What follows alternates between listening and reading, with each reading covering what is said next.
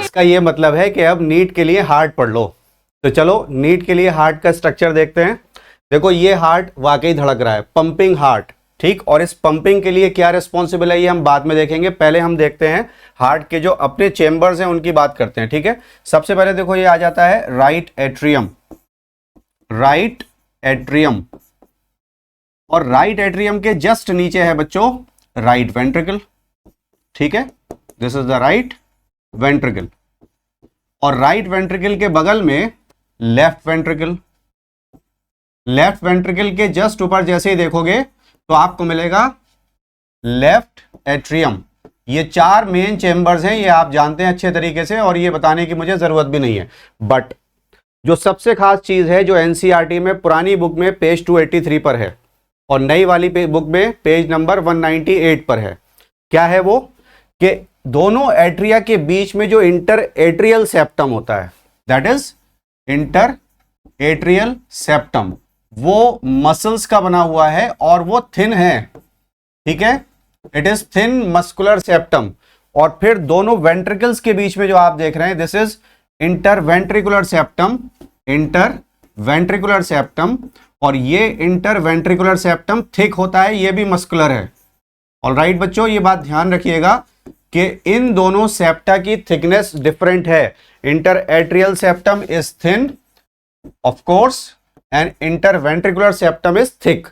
उसके बाद में एट्रिया और वेंट्रिकल, एट्रिया और वेंट्रिकल, इनके बीच में जो एट्रियो वेंट्रिकुलर सेप्टम है ये आप देख रहे हैं, ये septum, this is atrio ventricular septum और एवी सेप्टम।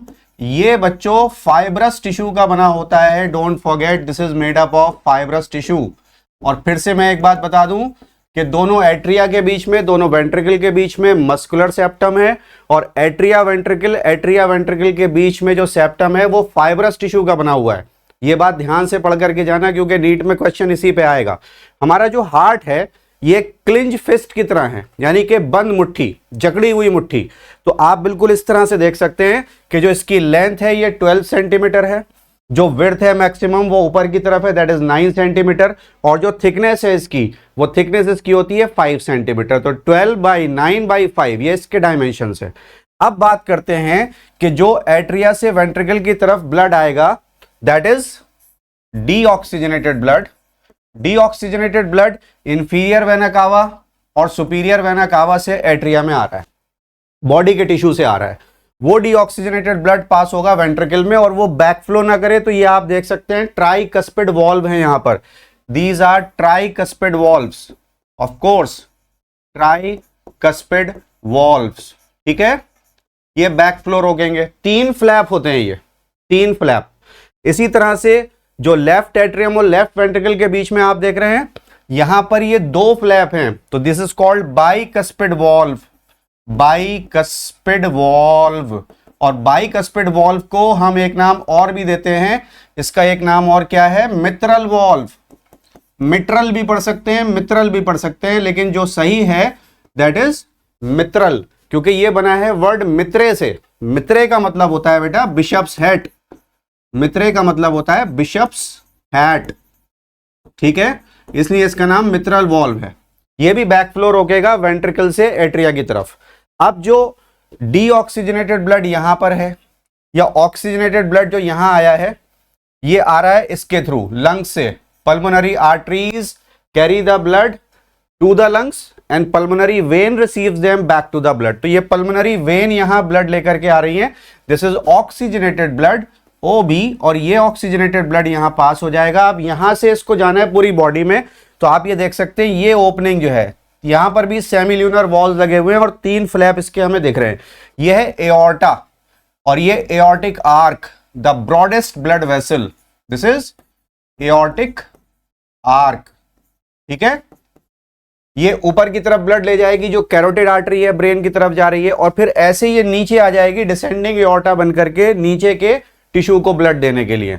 उसके बाद में जो डीऑक्सीजनेटेड ब्लड यहां पर था बेटा, वो यहां से देखो पल्मोनरी आर्टरी से ये ऐसे चलेगा, और इसका बैक फ्लो रोकने के लिए पल्मोनरी वॉल्स, ये भी सेमिल्यूनर वॉल्स हैं, ये लंग्स की तरफ लेकर के जाएगा, फिर लंग्स से वापस आ जाएगा पल्मोनरी वेन से। जो veins carry the blood towards the heart and arteries carry the blood away from the heart. और बच्चों जो वॉल्व्स होते हैं ना, वॉल्व्स, जैसे यहां पर आप देख रहे हैं valves, valves are attach to the wall of heart. Heart की दीवारों पर वॉल्व को अटैच करने के लिए ये आप देख सकते हैं, ये टेंडन्स होते हैं, ये टेंडन्स होते हैं।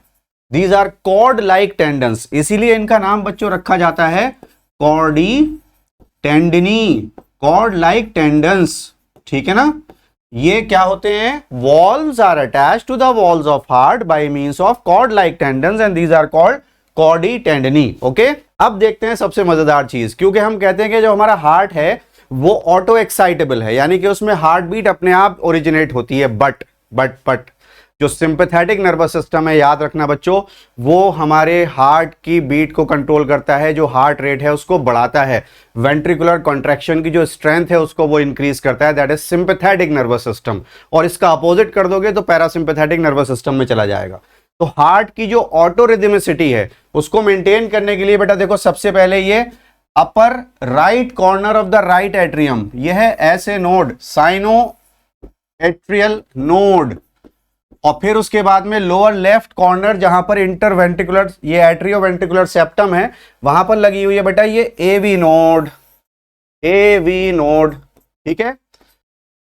तो ये जो हमारी ऐसे नोड है ये 70 से 75 पल्स पर मिनट जनरेट कर सकती है, एवरेज आ जाता है 72 का। अब यहां से ये आया बंडल, एट्रियोवेंट्रिकुलर बंडल, जो ब्रांच में डिवाइड हो गया लेफ्ट और राइट और लेफ्ट वेंट्रिकल की तरफ, यह है बंडल ब्रांचेस, और फिर ये परकिंजी फाइबर में डिवाइड हो जाते हैं, दिस इज परकिंजी फाइबर। तो फिर से एक बार समझो इसको, जैसे ही ये एवी नोड से आगे बढ़ा एट्रियोवेंट्रिकुलर बंडल, फौरन ये ब्रांच हो गया लेफ्ट और राइट ब्रांच में, बंडल ब्रांच में, और फिर परकिंजी फाइबर। तो ये बंडल ब्रांचेस, एवी बंडल और इनके परकिंजी फाइबर, इनको मिलाकर के बोलते हैं बंडल ऑफ हिस। यही हार्ट का पंपिंग एक्शन है और यही हार्ट की ऑटो रिदमिसिटी को कंट्रोल करने वाला पूरा सिस्टम है, ठीक है बच्चों। तो आई होप आपको ये समझ में आया होगा। I wish you all the best for NEET. इसको पढ़िए, समझिए एंड एंजॉय। Thank you.